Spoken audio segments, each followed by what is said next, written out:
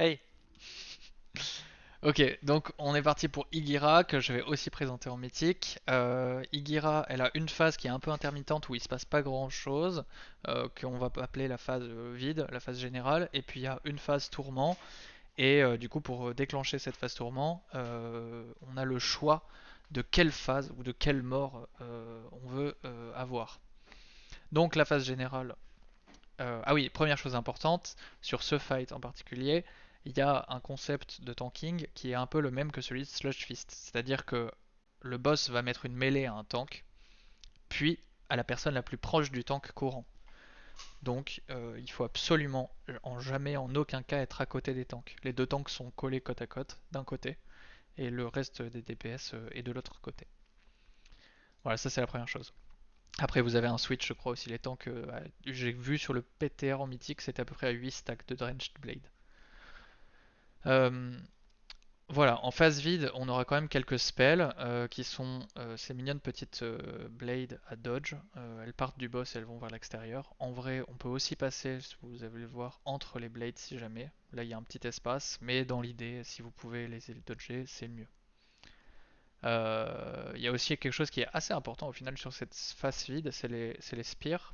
Les spears, alors je sais pas comment c'est sur la vidéo, on va voir de suite, peut-être qu'ils se stack. Elles ont été très très buff sur le PTR et du coup c'est probable qu'on puisse plus les stack. Par contre, ce qui est important, c'est quand même de les mettre côte à côte parce que ces spears c'est le prio DPS, c'est au-dessus du prio DPS boss, donc il faut absolument les tuer vite, tout simplement parce que plus elles restent en vie, plus elles donnent d'énergie au boss et du coup bah, il faut mieux les tuer vite pour taper encore plus vite le boss et voilà. Donc là il n'y a pas le kill mais il faut absolument les tuer rapidement. Et du coup les stacks mais sans forcément les stacks parce que sinon vous prenez quand même beaucoup de dégâts. Euh, Maintenant, quelque chose qui est assez important à comprendre, voire très important à comprendre, c'est les tourments. Là, j'ai mis un petit red plan. Il faut se dire que là, il y a Igira, là, il y aura les tanks qui seront ici. Il y a trois tourments qui sont le tourment de soak, le tourment de jump et le tourment de heal. En HM, dans l'idée, pardon, à chaque fois qu'on soak un tourment ou qu'on active un tourment, en HM, le tourment qu'on active est celui qu'on va récupérer. Et en mythique, le tourment qu'on active et on va récupérer les deux autres, ceux qu'on n'a pas, celui qu'on n'active pas. Un tourment quand on l'active, ça donne un spell supplémentaire au boss. Donc, par exemple pour le tourment de Soak, si on active le tourment de Soak, et ben en fait ça va faire que sur la phase tourment, on aura un énorme Soak où on devra le Soak à euh, la moitié du raid. Sur le tourment de Jump, c'est un tourment qui est, je pense, un des plus simples. Juste le boss va jump sur quelqu'un et il va falloir dodge. Ça fait quelques dégâts quand il tombe, mais en réalité rien d'insurmontable. Et le troisième tourment qui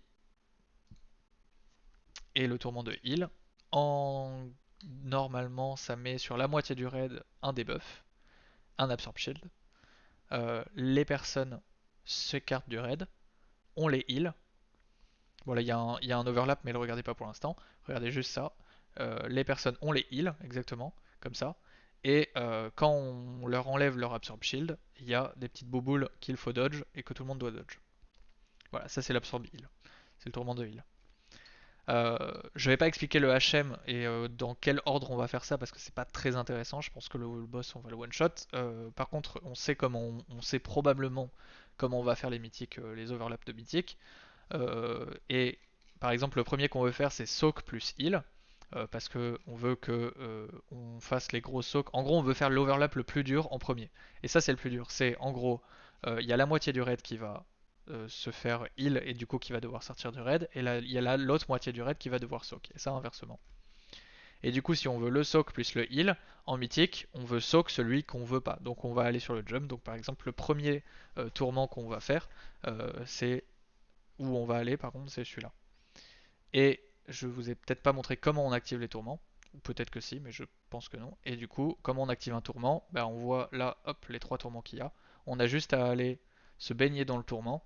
Et ça, bah, c'est en fait c'est juste l'activation. Et je crois que j'ai mis sur le guide écrit que c'était peut-être que les tanks, mais je crois qu'ils ont modifié depuis sur le PTR et ce sera probablement les tanks plus les heals. Et peut-être on va faire une rotation. Est-ce qu'il y a d'autres choses à voir qui sont importantes? Je ne pense pas, donc on va aller regarder une vidéo du kill en mythique. Et là vous allez voir la première phase qui est celle que j'appelle la phase vide, où il y a des spires. Peut-être qu'ils se packent encore, mais en verrez, vous allez voir que... Non, là ils se packent pas, sauf 2 personnes, mais ça fait quand même assez mal.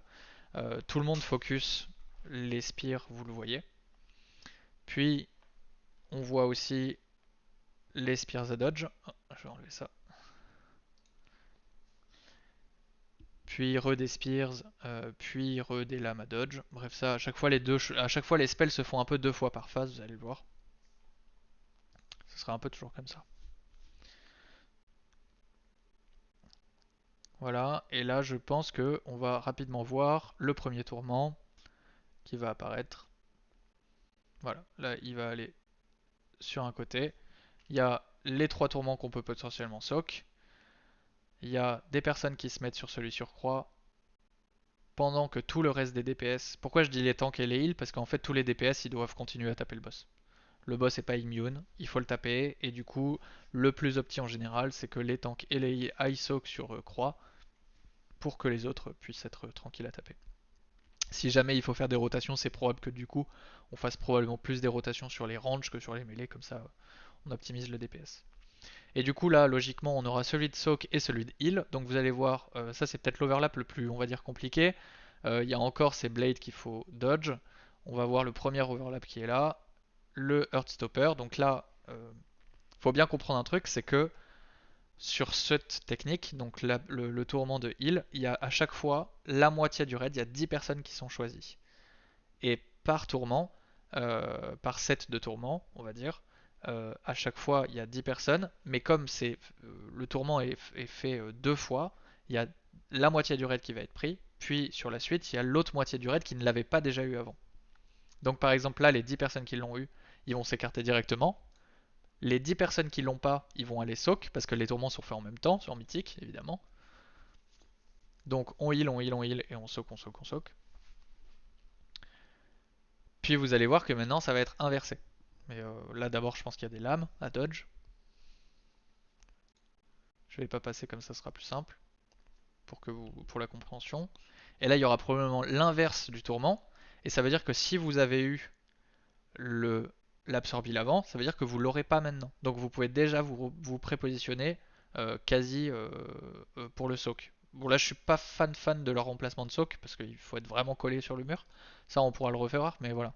Et inversement, si vous avez soak le premier, ça veut dire que forcément vous pouvez déjà vous pré-spread parce que vous savez que vous aurez l'absorbile. Et voilà, et du coup il y a du soak et du dodge, mais bon là le remplacement de soak fait que ça m'a l'air un peu compliqué quand même. Mais bon, à tout moment on devra faire le même, je sais pas encore ça.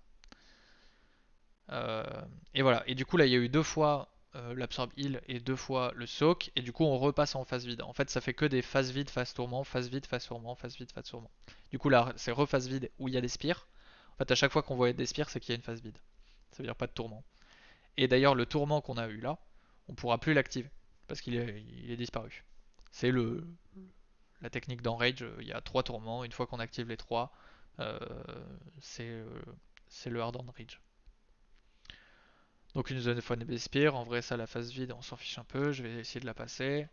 Voilà, on a retour à la marque de tourment, on va probablement, voilà c'est ça. Du coup ce qu'il y aura, c'est que là comme c'est le truc de heal, c'est le tourment de heal, en mythique on va avoir les 2 autres, donc celui de gauche le soak, et celui ici, non, oui le soak pardon, et celui ici du milieu le jump. Donc là ils activent, ils activent, ils activent, ils continuent de taper, en dodgeant évidemment, et on va voir le deuxième overlap, qui est du coup l'overlap quasi le plus simple, voire le plus simple. En tout cas, enfin, l'overlap 2 et 3 sont assez simples. Il y a une moitié du raid qui va aller soak en premier. Là, comme il n'y a pas de.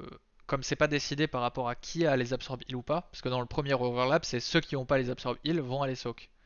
Euh, mais là, comme il n'y a pas d'absorb heal, on va juste faire potentiellement des assignes basiques, genre groupe 1-2, ou alors melee range, enfin groupe 1-2 et 3-4, et ou alors melee range. Et voilà, en même temps il y a le jump, mais vous voyez que c'est pas très compliqué comme overlap, c'est juste soak puis dodge. Et même sur les... Bon, à part le tank qui est mort là, on voit que... Et lui aussi qui s'est pris un AOE, on voit que les points de vie du raid n'étaient pas vraiment en danger. Et du coup là c'est la même chose mais à l'inverse, vu que c'est le même tourment. Donc ceux qui n'ont pas soak vont soak maintenant. Puis il y aura un jump, vu qu'à chaque fois qu'il y a une phase tourment, bah, il y a deux fois les spells. Et du coup vous voyez aussi d'ailleurs que une fois que vous avez eu euh, le spell pour jump, bah, vous pouvez dodger ce spell pour jump. D'ailleurs je pense que si vous le faites pas vous mourrez. Encore plus en mythique. Et là du coup on repasse dans une phase vide, mais on va un peu la skip, il y a les spires, il y a des trucs à dodge, il y a encore des spires. On arrive sur le dernier tourment qui est celui-là. On l'active. Là, on voit même qu'il y a des runges qui viennent aider pour activer. Peut-être que c'est soit parce qu'ils paniquaient, soit c'est parce qu'ils ont prévu. Euh, voilà, ils avancent. Et là, pardon, je remets au début de la phase tourment. Sur cette phase tourment, on aura donc le jump et l'absorb heal, qui est pas vraiment une phase. En fait, c'est pas vraiment une phase facile. Il y a 10 personnes qui sont focus, elles se mettent à l'extérieur. En général, même pour les CD de heal, on voit qu'on attend 3-4 secondes avant de burst heal tout le monde, juste le temps qu'ils se mettent en extérieur. Enfin, qu'ils s'écartent du raid. Ils s'écartent du raid. On heal tout le monde et au final, en fait, c'est plus beaucoup de heal et de dodge à faire en même temps, mais c'est pas une phase très compliquée non plus. Et d'ailleurs, une dernière chose sur ces jumps là, en général, on va essayer de. Le premier jump, c'est à peu près ce qu'ils ont fait. Le premier jump, on le met plutôt vers l'extérieur du raid, voire on aurait pu le mettre un peu plus loin. Et le deuxième jump, le premier jump, on va dire que c'est pas grave. Par contre, le deuxième jump, on essaie au plus possible de le ramener vers là où est le boss, comme ça le boss bouge le moins. Et voilà. Et après, il repasse en phase vide. Voilà, je crois qu'il galère un peu, je crois, sur ce kill. Il repasse en phase vide, mais il faut bien se dire que euh, quand il est à 100% d'énergie là, c'est le hard on range. Il recast Marked for Tourment où normalement il faut aller sock un tourment, sauf qu'il n'y en a plus. Et comme il n'y en a plus, bah, à la fin de son spell, on meurt tous. Voilà, la bise.